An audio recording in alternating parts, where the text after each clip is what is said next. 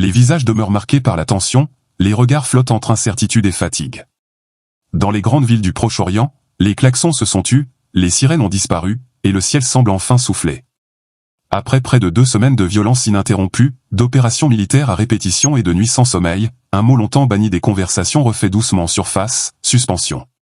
Ce mardi 24 juin 2025, l'annonce que beaucoup n'attendaient plus est finalement tombée. Dès l'aube, le président des États-Unis a pris la parole pour confirmer une nouvelle que l'on n'osait plus espérer, les deux puissances en conflit depuis 12 jours ont décidé d'arrêter les hostilités. Une annonce importante sur le papier, certes, mais qui sur le terrain, se heurte à une réalité bien plus nuancée. Pendant ce temps, dans le sud d'un pays durement touché, des habitants se rassemblent devant les ruines fumantes d'un immeuble. Une frappe aérienne, survenue peu avant l'entrée en vigueur du cessez-le-feu, a emporté plusieurs vies. Les équipes de secours poursuivent leur travail dans les décombres, où chaque pierre déplacée ravive l'espoir de retrouver un survivant. Les chaînes d'information diffusent en direct des images poignantes, des enfants extirpés des gravats, des familles muettes, les yeux tournés vers le ciel, entre prière et attente. Les dirigeants, de leur côté, n'ont pas tardé à réagir. Le chef du gouvernement de l'un des pays engagés s'est adressé à son parlement, affirmant que son peuple sort renforcé de cette épreuve. D'après lui, les opérations récentes ont permis de neutraliser une menace persistante. Il présente cette campagne comme un acte de fermeté et de résilience, une réponse claire à ceux qui auraient douté de la capacité de son pays à se défendre. En parallèle, les partenaires internationaux prennent également la parole. Certains se félicitent d'avoir facilité le dialogue, tandis que d'autres rappellent l'importance de consolider les accords existants pour prévenir tout retour de la violence. Sur la scène mondiale, les réactions restent mesurées mais globalement optimistes. Le secrétaire général des Nations Unies, dans une déclaration sobre, a exhorté les parties à respecter cette trêve avec responsabilité, y voyant un possible exemple à suivre pour d'autres régions secouées par les conflits. Mais au-delà des discours, les faits restent préoccupants. Des signaux alarmants continuent de parvenir de plusieurs zones. La nuit précédant la cessation des combats, des explosions ont été entendues dans des secteurs sensibles. Des infrastructures stratégiques ont été ciblées, et certaines routes essentielles temporairement coupées. Dans les pays voisins, également affectés par les tensions, des mouvements inhabituels ont été signalés près des frontières. Au cœur de cette incertitude, ce sont les civils qui paient le tribut le plus lourd. Déplacements massifs, coupures de services, hôpitaux débordés, pénuries alimentaires, les conséquences humanitaires sont dramatiques. Les ONG redoublent d'efforts, mais les conditions de sécurité rendent l'accès à certaines zones quasi impossibles. Des dizaines de milliers de personnes ont dû fuir leur maison, et trouvent refuge sous des tentes ou dans des écoles reconverties en centres d'accueil d'urgence. Et pourtant, au milieu de ce chaos, une sensation difficile à nommer plane dans l'air. Un subtil mélange d'apaisement et de méfiance. Comme une pause entre 2 pages d'un récit inachevé. Ce répit, arraché au tumulte, reste fragile. Il pourrait disparaître d'un souffle. Ou, peut-être, ouvrir la voie à une nouvelle stabilité. Loin des projecteurs, à distance des discours officiels et des poignées de main immortalisées par les photographes, une autre histoire se tisse. Celle que l'on ne raconte pas en conférence de presse, faite de tractations en coulisses, de compromis discrets et de stratégies d'influence à grande échelle. Car si l'annonce de l'arrêt des hostilités a été publique, sa concrétisation résulte d'un jeu d'équilibre complexe, d'intérêts mêlés et d'urgences silencieuses. D'après plusieurs sources proches du dossier, ce n'est pas seulement la pression diplomatique qui a conduit les parties à négocier, mais aussi des considérations économiques bien concrètes. Certains partenaires commerciaux auraient menacé de geler leurs échanges, et plusieurs institutions financières internationales auraient alerté sur les conséquences d'une crise prolongée. Ainsi, pendant que les dirigeants affichaient une posture inébranlable devant les caméras, des calculs froids étaient établis à huis clos, sur la base de données confidentielles, de projections alarmantes, et de bilans économiques inquiétants. D'un côté, un pays revendique avoir infligé des pertes sévères à l'adversaire, en ciblant des infrastructures sensibles. De l'autre, son rival affirme être resté maître de la situation, allant jusqu'à revendiquer une victoire morale, considérant que l'ennemi a dû reculer face à sa résilience. Mais une fuite relayée par un média influent américain vient ébranler ces certitudes. D'après un rapport technique confidentiel, les frappes auraient provoqué des dégâts limités. Plusieurs cibles stratégiques auraient été évacuées à temps, et les matériaux les plus critiques déplacés dans des lieux tenus secrets. Certains complexes souterrains, considérés comme essentiels, seraient restés intacts.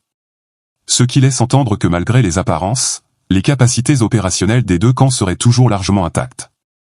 Officiellement, pourtant, chaque gouvernement continue d'afficher confiance et assurance. L'heure est à la mise en scène. Il faut convaincre, donner l'image d'une victoire nette, d'une opération maîtrisée, et surtout, d'une légitimité incontestable. Car désormais, la bataille se joue aussi sur le terrain des perceptions. Il ne s'agit plus seulement de faits, mais de récits. Et dans cette guerre des mots, chaque formule devient une arme. Ainsi, l'un des chefs de gouvernement parle d'une victoire de la clarté sur l'obscurité, tandis que son opposant évoque la force de la dignité face à l'oppression. Rien n'est laissé au hasard, chaque discours est pesé, chaque phrase calculée pour modeler l'histoire, influencer l'opinion, inscrire un récit durable. Pendant ce temps, la communauté internationale tente de naviguer dans cet entre-deux fragile. Les grandes puissances, tout en saluant publiquement la suspension des violences, surveillent avec attention les moindres signes de reprise. Car cette trêve, aussi salutaire soit-elle, repose sur un équilibre précaire. Un équilibre qui, au moindre faux pas, pourrait voler en éclats. Les services de renseignement régionaux restent en alerte. Les satellites observent les moindres mouvements, les écoutes s'intensifient, et les analystes tentent de décrypter les intentions derrière le silence. La question reste entière, assistons-nous à une véritable désescalade, ou seulement à une pause stratégique avant un regain de tension? Sur le terrain, les civils essaient de reprendre une vie normale.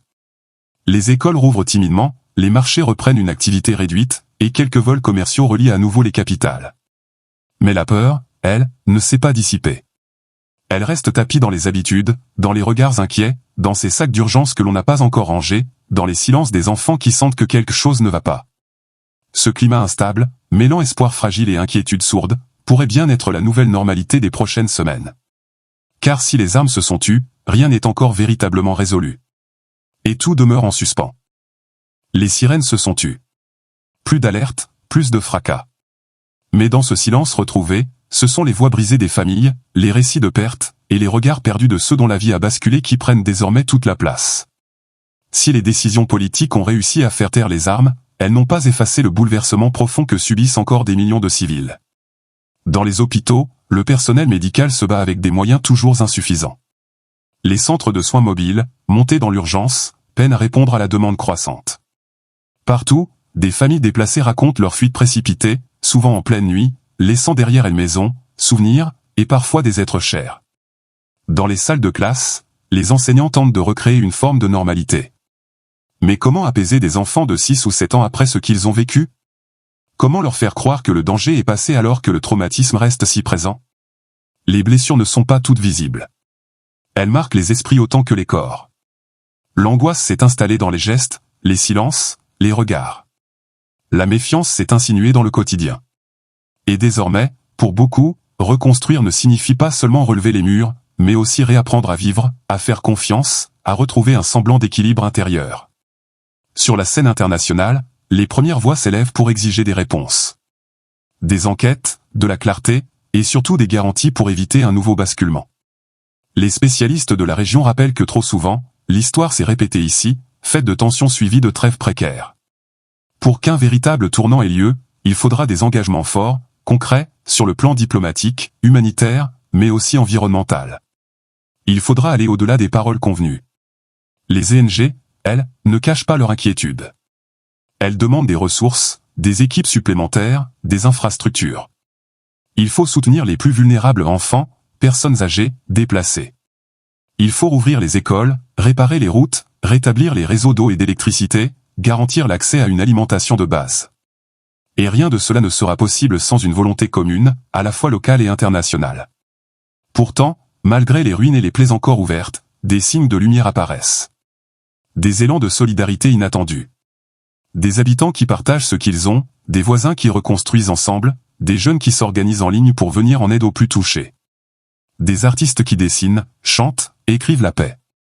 Et des anciens qui rappellent que même dans les pires tragédies, on peut toujours retrouver une part d'humanité. Des discussions sont en cours pour préparer une conférence régionale. L'objectif, poser les bases d'un cadre de stabilité durable en tenant compte des échecs passés.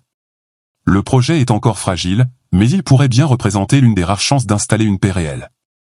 Cette crise, aussi violente soit-elle, pourrait devenir un tournant. L'occasion de repenser les priorités, de passer d'une logique de confrontation à une logique de coopération. D'investir dans la prévention plutôt que d'intervenir après les dégâts. Car les populations, elles, ne demandent rien d'autre que de vivre dignement, en sécurité, et de voir leurs enfants grandir loin du fracas des armes. Le monde observe. Le monde espère. Mais surtout, le monde attend des gestes concrets. Car cette fois, Les mots seuls ne suffiront pas.